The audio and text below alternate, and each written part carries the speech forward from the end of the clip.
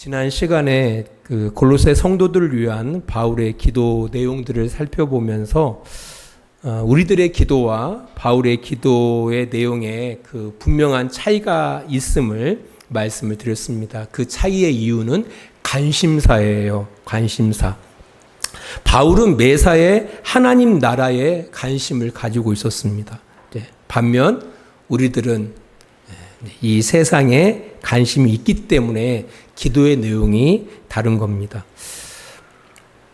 바울의 신앙과 우리의 신앙이 달라서 그렇지 않습니다.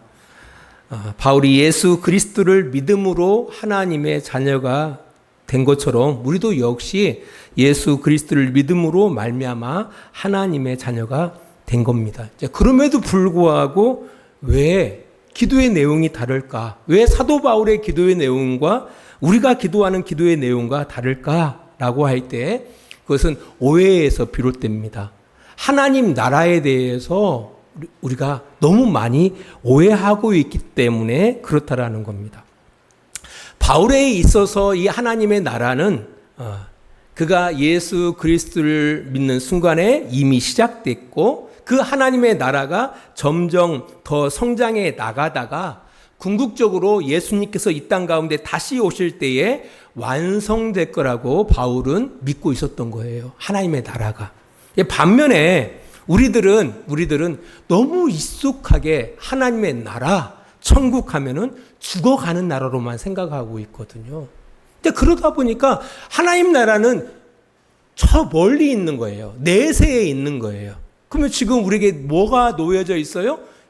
이 세상만 놓여져 있는 거죠. 그러니까 이 세상에서 우리가 잘 살아가기 위해서는, 이 세상에서 편안하게 살아가기 위해서는 뭘 구하죠? 하나님 앞에? 당연히 이 세상을 살아가는 데 있어서 편한 것을 구하게 되어져 있는 겁니다. 결국은 이 하나님 나라에 대한 그런 오해에서 비롯됐다라는 사실을 알 수가 있는 겁니다.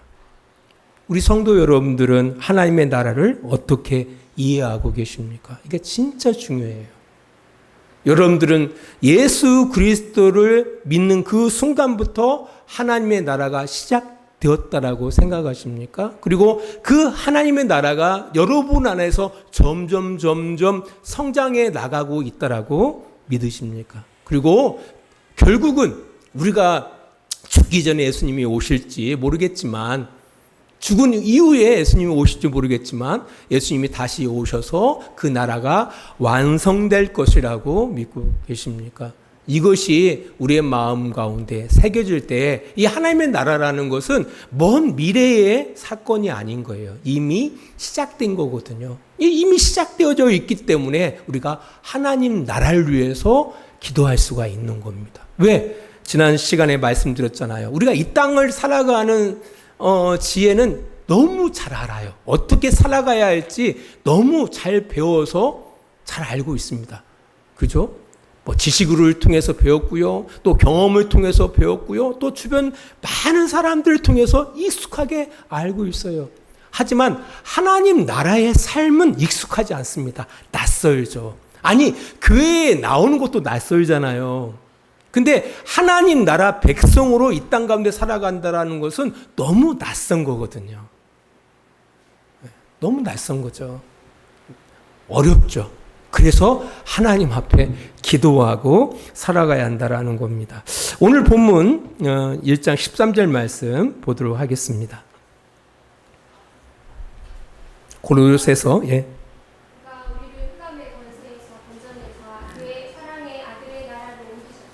여기에서 흑암의 권세를 좀 더 쉽게 이해하자면은 어떤 악한 영향력이 지배하는 세상을 말합니다. 악한 영향력이 지배하는 세상. 이사야 선지자는 그것을 이렇게 표현합니다. 이사야 42장 7절입니다.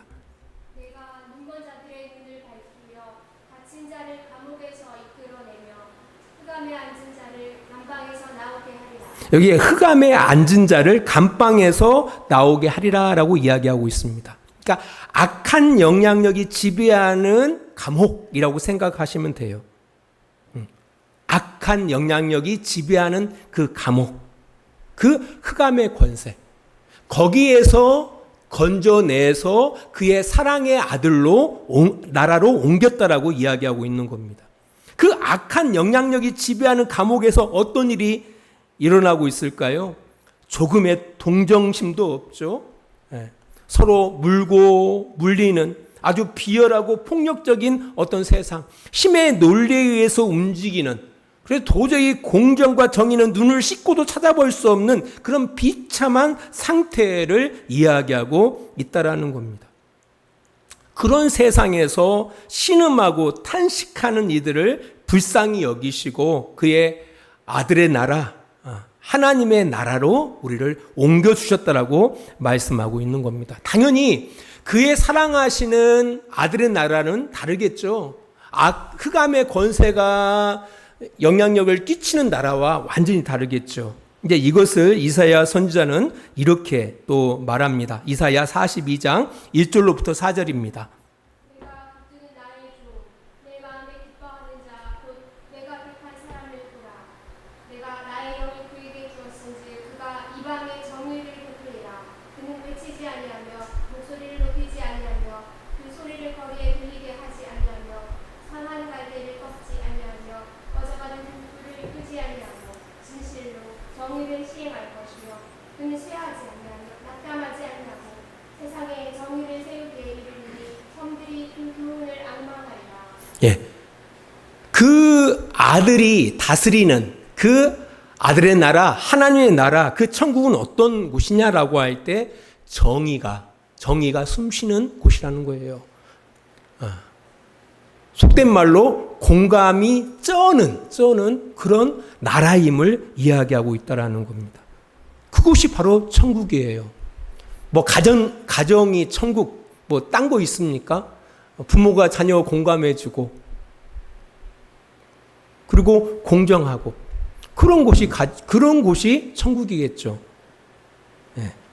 전혀 공감되어지지 않고, 공감이 이루어지지 않고, 뭐 먹을 것은 풍부한데 공감이 전혀 이루어지지 않아요. 천국이라고 말할 수 있겠습니까? 참 말하기가 부끄럽네요. 말하다 보니까 저희 가정이 전혀 천국 같지 않아가지고, 바로 그런 나라가 바로 하나님의 나라, 그의 사랑의 아들이 지배하는 그 다스리는 나라임을 이야기하고 있다라는 겁니다.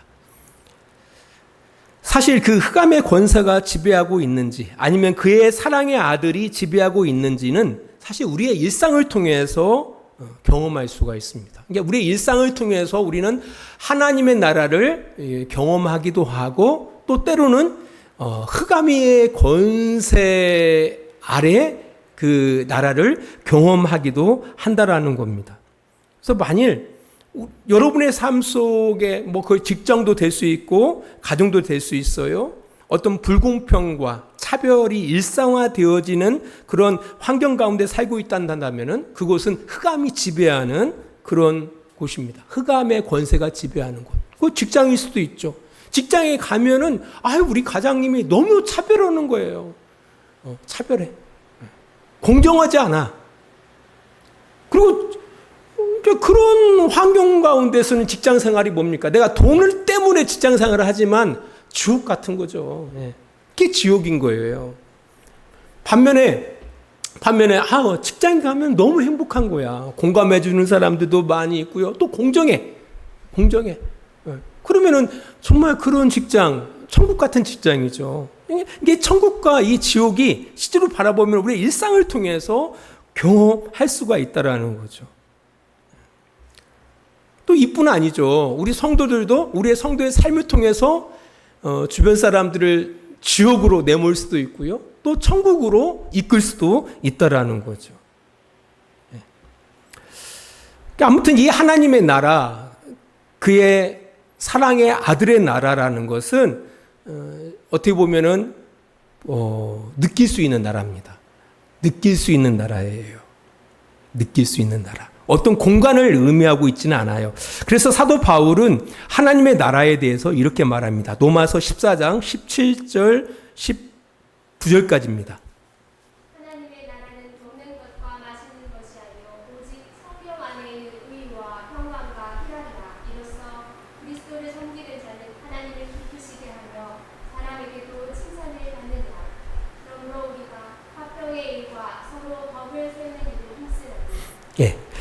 하나님의 나라, 하나님이 통치하시는 나라, 하나님이 다스리는 나라는 우리가 생각할 때 먹을 것도 풍조하고 마실 것도 뭐 풍부하고 이러면은 우리가 이것이 하나님 나라지라고 보통 생각하는데 전혀 그게 아니다라는 거예요.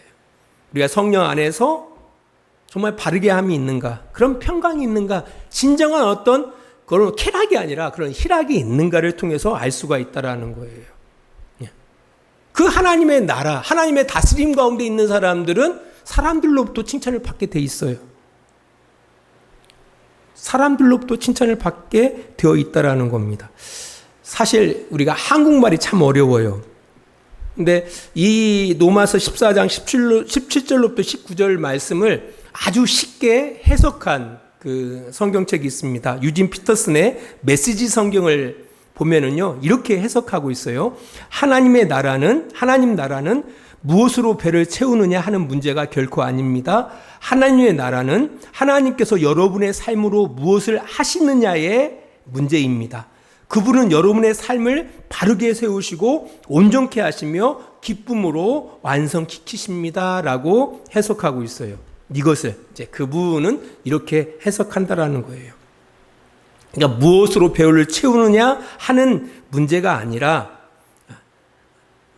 하나님께서 여러분의 삶으로 무엇을 하느냐, 여러분의 삶을 바르게 하고 온전하게 하고 기쁨으로 완성시키시고 있단다라면은 그곳이 바로 하나님의 나라라고 이야기하고 있는 겁니다.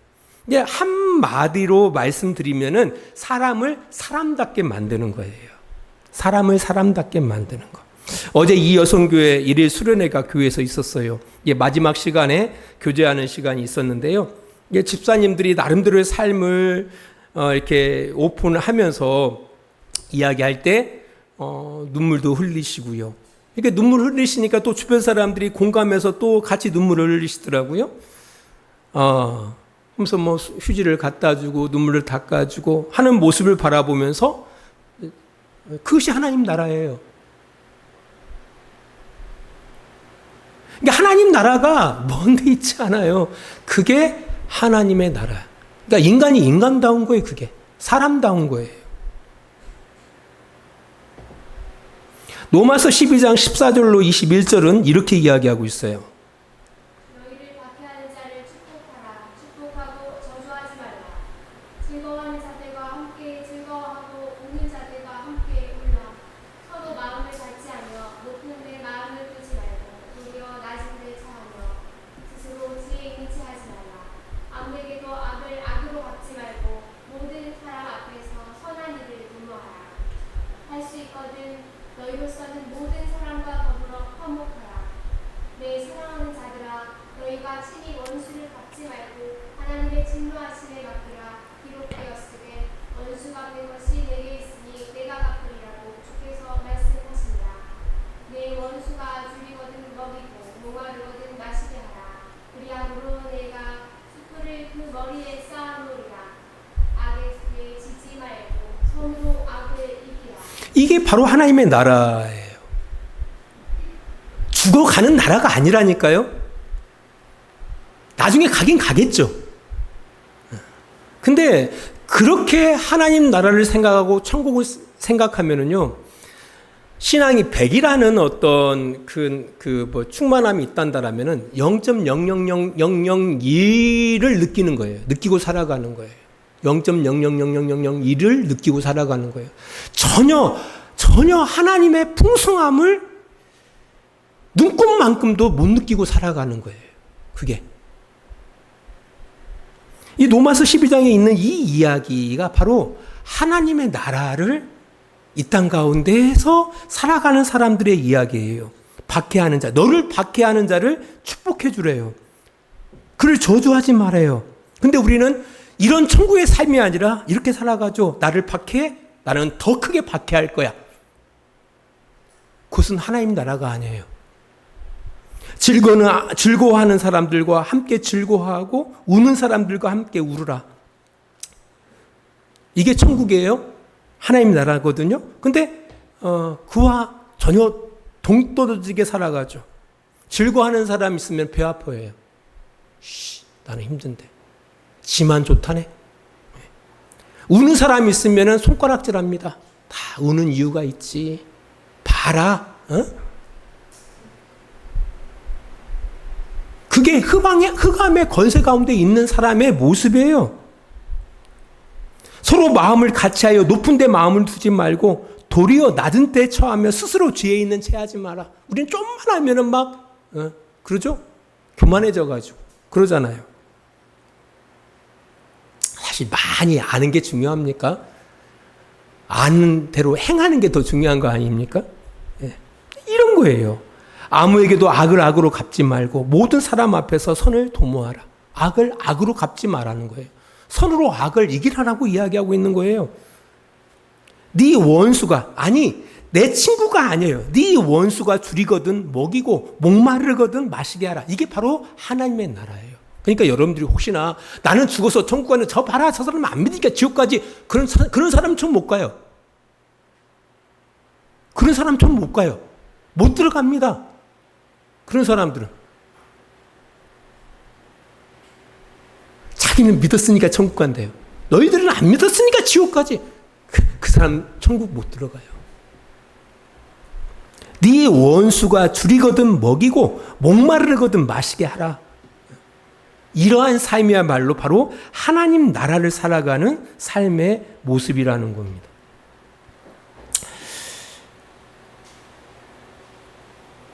이제 그럼에도 불구하고 우리를 돌아보면 전혀 그렇지가 않잖아요. 네.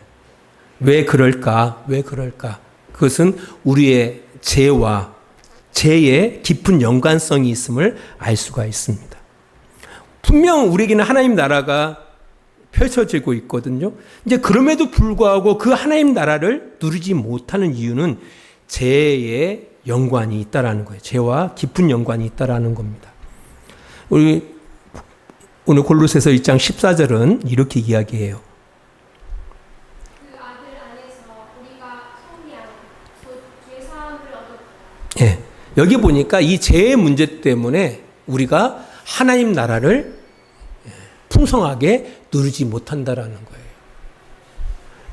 근데 사실 이 죄의 문제는 사실 해결돼 있거든요. 해결됐어요. 누구를 통해서? 하나님의 아들 예수 그리스도의 십자가를 통해서 이 문제가 해결됐어요. 여기에서 이 속량이라는 단어를 주의해서 생각하셔야 돼요. 속량. 이 속량이라는 이 단어는 어떤 포로나 노예를 대가를 주고서 자유롭게 한다라는 그런 의미를 담고 있어요. 네. 그러니까 흑암의 감옥 속에 제수된 우리들을 사람답게 하기 위해서 자유를 주시려고 예수님께서 대가를 치르시고 우리를 사셨다라는 그런 의미를 갖고 있는 겁니다. 근데 재밌는 것은요, 그 당시 노예들, 로마 시대의 그 노예들을 바라보면은요, 다 가격이 정해져 있거든요, 가격. 그래서 그들이 이제 쇠사슬에 묶인 가운데, 착고에 묶인 가운데 자기 목에 보면은 그 가격이 매어 있어요. 주인이 이 사람은 뭐 100달러, 이 사람은 1000달러, 이 사람은 이제 뭐 쓸모 없으니까 1달러, 이렇게, 팻말이 있어요. 그러니까 그만큼의 값을 지불해서 그 제수를 사는 거예요. 그 노예를 사는 거예요. 근데 재밌는 것은 하나님께서 그런 노예로 살아가는 우리들을 누구를 줬어요? 하나님의 아들인 예수님을 대가로 주셨다라는 거예요. 이게 참 이해 안 가는 부분이거든요. 아니, 예를 들어서 우리의 죄를 속하기 위해서는 뭐 우리의 가치에 걸맞는 정도의 희생을 대가를 주고 우리를 사면 되는 거잖아요. 안 그러나요? 그렇잖아요. 네. 그 사람 100달러야. 그러면 100달러만 주고 그 사람을 사면 되는 거예요. 그리고 자유를 주면 되는데, 문제는 우리 하나님께서 우리를 속량하실 때 그 가격을 어떤 가격으로? 자기 아들의 가격을 지불하셨다라는 얘기예요. 그 이야기는 바로 뭐냐면은 우리를 어떤 가치로 여기시고 있다라는 거예요. 하나님 아들의 가치로 우리를 여기시고 있다라는 거예요. 그러니까 여러분들이 하나님을 향해서 하나님 주인님이라고 고백하지 않잖아요. 뭐라고 고백해요? 하나님 아버지. 여러분들이 어떻게 하나님을 갖다가 아버지라고 고백할 수 있어요? 피조물들인데. 하나님 주인님 이렇게 고백할 만하지 않습니까? 근데 모두가 다 하나님을 아버지라고 고백해요. 아버지라고. 왜냐하면 하나님께서 우리를 속량하실 때에 우리를 어느 정도의 가치로 여기셨다라는 거예요. 아들의 가치로 여기셨다라는 거예요. 아멘을 안 내요, 여기서.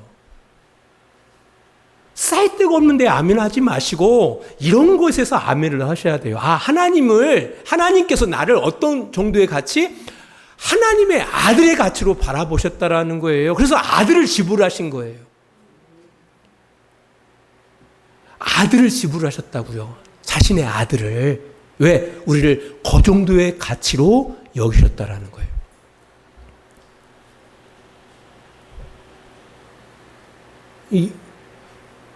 이게 중요한 거예요.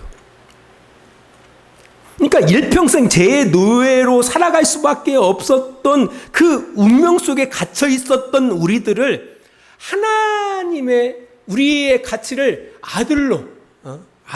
하나님의 형상, 아들로 여기시고 그의 아들을 대가로 지불해서 우리에게 자유를 주셨다라는 거예요. 그 얘기는 우리에게 어떤 기대를 갖고 있다라는 거예요? 아들로 살아가라는 거예요. 어떤 아들? 내 아들로 살아가라는 거예요. 내 아들, 하나님의 아들로 살아가라는 거예요. 하나님의 아들로. 하나님의 아들로 살아가라는 거예요.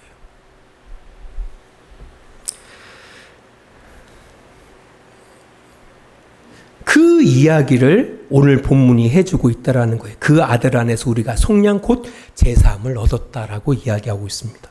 제사함을 얻었으니까 우리가 자유자가 된 거예요. 자유인. 이게 자유인이 됐다라는 것은 이게 고민스러운 거예요. 왜? 우리가 뭐도 할 수 있고 죄도 행할 수도 있고 의도 행할 수가 있다라는 거예요. 우리 성도들 가운데 많은 갈등들이 바로 여기 있는 거예요. 아니, 우리가 딱 구원받는 순간 의만 행하면 좋은데 의를 행할 수 있는 자유도 있고 악을 행할 수 있는 자유도 있는 거예요. 이것 때문에 성도들이 힘들어하는 거예요. 이게 사도 바울도 그 이야기를 하는 거거든요. 오라 내가 공고하다. 왜 공고하냐라고 할 때 고통스럽다라고 고백하느냐라고 할 때 내가 분명 자유자가 됐는데 하나님의 자녀가 됐는데 하나님의 아들이 됐는데 왜 끊임없이 내가 왜 악을 행하지? 왜 내가 끊임없이 죄를 행하지? 고통스럽네 이거. 나도 하나님의 사람처럼 하나님의 아들처럼 살고 싶은데 이게 마음대로 안 되는 거예요. 그래서 공고하다라고 고백하는 거예요.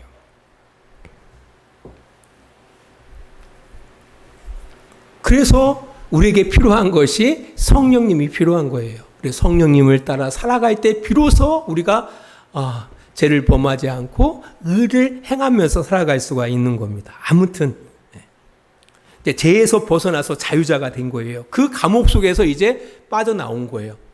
그래서 말 그대로 하나님의 사람들로 인간답게 살 수 있는 기회가 생긴 거예요. 인간답게 살아갈 수 있는 기회가 생겼다라는 겁니다. 근데 문제는 뭐냐면은 앞에서 잠깐 이야기했지만 인간답게 살아갈 수 있는 기회가 생겼는데도 불구하고 다시 우리가 흑암의 권세 가운데 그 감옥 속에 있었던 것처럼 계속 인간답지 못한 삶을 살고 있다라는 것이 문제라는 거예요. 로마서 6장 6절입니다. 우리가 알거니와 우리의 옛사람이 예수와 함께 십자가에 못 박힌 것은 죄의 몸에 죽어 다시는 우리가 죄에게 종노릇하지 아니하려. 예전에 우리가 흑암의 권세 안에 있었을 때는 어떻게 해요? 그냥 죄의 종으로 살아갔거든요. 사람답지 못하게 살아갔던 거예요. 그러나 예수님을 통해서 속량함을 입고 자유자가 됐으니까 당연히 어떻게 살아가야 돼요? 죄의 종된, 죄의 노예로 안 살아가야 하잖아요. 그럼에도 불구하고 우리가 그런 삶을 살아가고 있다라는 겁니다. 하나님의 기대는 어디에 있는데요? 이제 의의 종으로 살아가기를 원한다라는 거예요. 로마서 6장 12절로 14절입니다. 그러므로 너희는 죄가 너희 죽을 몸을 지배하지 못하게 하여 몸의 사욕에 순종하지 말고 또한 너희 지체를 불의에 묶이고 죄에게 내주지 말고 오직 너희 자신을 죽은 자 가운데서 다시 살아난 자같이 하나님께 드리며 너희 지체를 의에 묶이고 하나님께 드리라. 죄가 너희를 주장하지 못하리니 이는 너희가 법 아래 있지 아니하고 은혜 아래에 있습니다. 예, 너희 죄가 너희 죽을 몸을 지배하지 못하게 하라는 거예요. 그 죄가 우리 몸은 곧 죽게 되잖아요. 그 죽을 몸을 지배하지 못하게 하라는 거예요. 그 삶을 하는 것은 이 욕심에 순종하지 말라는 거예요. 욕심, 몸의 사욕에 순종하지 마라. 또한 너희 몸을 불의의 무기, 불의의 도구로 사용하지 말라는 거예요. 거기에 내주지 말라는 거예요. 너희 몸을 우리 예수님께서 하나님께 드리는 삶을 살아갔던 것처럼, 하나님의 뜻대로 살아갔던 것처럼 너희 몸을 의의 도구로 드리라는 거예요. 너희는 죄 가운데 있지 아니하고 죄의 감옥 속에 있지 아니하고 하나님의 은혜 가운데 있다라는 사실을 다시 한번 확인해 주고 있다라는 겁니다. 이것을 구원이라고 하는 거예요. 이것을 구원받은 자의 삶이라고 이야기하고 있는 겁니다. 이렇게 구원받은 사람들에게는 분명한 상급이 있어요. 오늘 골로새서 1장 12절은 이렇게 이야기하고 있거든요. 우리로 하여금 빛 가운데서 성도의 기업의 부분을 얻기에 합당하게 하신 아버지께 감사하게 하시기를 원한다. 여기서 보면 성도의 기업의 부분에 얻기에 합당하게라고 이런 그 문구가 있는데요. 이 말을 쉽게 번역하면은 이렇습니다. 그리하여 성도들이 받을 상속의 목을 차지할 자격을 여러분에게 주신 아버지께라고 이야기하고 있어요. 세번역 성경을 바라보면. 그러니까 자격을 주신 거예요. 자격. 뭘 얻을 수 있는 자격? 상속을 받을 수 있는 자격을 너희들에게 줬다라는 거예요. 그러니까 하나님께서 예수 그리스도를 통해서 속량하실 때 자격도 부여하신 거예요. 자녀와 똑같은 자녀. 그러니까 예수님과 똑같은 그 자격을 부여하신 거예요. 상속의 자격을. 그 자격을 우리가 얻은 거예요. 꼭 뭐가 같냐면은, 곧 수능이잖아요. 우리가 수능을 아무나 보는 게 아니에요. 적어도 수능을 보기 위해서는 자격에 들어가야 돼요. 어떤 자격? 고등학교 졸업자. 그리고 그에 준하는 자격을 갖춘 사람만이 수능을 볼 수가 있습니다. 그 자격을 이야기하는 거예요. 적어도 우리가 하나님께서 우리에게 예비하신 그 유산, 상속을 얻기 위해서는, 이게 유산이라는 것이 바로 뭐냐면은 하나님 옆에서 살아가는 거예요. 하나님과 함께 살아가는 걸 이야기하고 있거든요. 아무튼 그렇게 하기 위해서는 적어도 어디에서는 나와야 돼요? 암흑의 권세. 그러니까 그 죄가 그를 지배하는 그 죄의 그 감옥 속에서는 건짐을 받아야 돼요. 이 건짐을 받는 순간에 어떤 자격이 이제 주어지는 거예요? 이 하나님의 아들의 그 유산을 얻을 수 있는 상속을 얻을 수 있는 자격을 갖추는 거예요. 모두가 상속을 얻는 게 아니라 상속을 받을 수 있는 자격을 갖춘 거란 말이에요. 그럼 당연히 그 상속을 얻기 위해서 뭐 해야 한다라는 겁니까? 살아가야 한다라는 얘기예요. 이게 이제 우리의 신앙의 삶 가운데 놓여져 있는 우리의 과제입니다. 그래서 바울은 이렇게 이야기해요. 빌립보서 3장 12절로 14절입니다. 내가 이미 얻었다 함도 아니요 온전히 이루었다 함도 아니라 오직 내가 그리스도 예수께 잡힌 바 된 그것을 잡으려고 달려가노라. 형제들아 나는 아직 내가 잡은 줄로 여기지 아니하고 오직 한 일, 즉 뒤에 있는 것은 잊어버리고 앞에 있는 것을 잡으려고 표대를 향하여 그리스도 예수 안에서 하나님이 위에서 부르신 부름의 상을 위하여 달려간다. 바울은 말합니다. 내가 아직 잡지 않았다. 분명 구원받은 사람인데 구원으로 끝나는 게 아니에요. 우리를 향한 부르심의 상이 있는 거거든요. 부르심의 상을 향해서 끊임없이 달려간다라고 이야기하고 있는 겁니다. 우리 하나님 아버지께서 우리에게 베풀어 주신 구원의 이야기가 바로 이렇다라는 겁니다. 감사해야죠. 우리를 구원해 주신 거 감사해야죠. 하지만 중요한 건 그것으로 끝난 게 아니에요. 우리에게는 유산이 있어요. 어떤 유산? 하나님의 아들들에게 약속되어진 유산들이 있습니다. 그 유산을 얻기 위해서 우리는 끊임없이 달려가는 거예요. 그에 걸맞는 사람들이 되기 위해서 달려가는 겁니다. 이 사실을 좀 기억하고 살아갔으면 좋겠습니다. 그러니까 그 소망을 향해서 살아가야 돼요. 그 소망을 향해서. 이 땅에 있는 것들이 아니라 우리 하나님께서 우리를 위하여 예배하신 그 상급을 향해서, 그 상을 향하여 끊임없이 달려가는 것이 우리의 신앙인 것을 기억하시기 바랍니다. 기도하겠습니다. 하나님 아버지 감사합니다. 우리를 그 죄의 그 감옥에서 우리를 속량해 주시고, 그 속량해 주신 것도 감사한데 우리에게 아들의 귀한 복을 허락해 주시고, 또 우리에게 상속을 얻을 수 있는 귀한 자격들을 허락해 주심에 감사를 드립니다. 그 상속을 향해서, 그 부르심의 상을 향해서 끊임없이 달려가는 우리 귀한 성도들이 되어지기를 원합니다. 우리의 죄의 무거운 짐들을 끊임없이 벗게 해주시고, 의를 향하여, 의의 종된 삶을 향하여 끊임없이 달려가는 복된 우리 성도들 되게 하여 주시옵소서. 이제는 우리를 사랑하시는 우리 아버지 하나님의 그 크신 사랑하심과 예수 그리스도의 십자가의 은혜하심과 성령의 감화와 감동과 지키시고 인도하심이 오늘도 시간을 구별하여 주님 앞에 어떻게 살아가야 할지 고민하며 주의 말씀 가운데 귀 기울이는 귀한 성도들의 머리 위에 하나님의 은혜와 사랑이 늘 함께해 주시기를 간절히 축원하옵나이다. 아멘.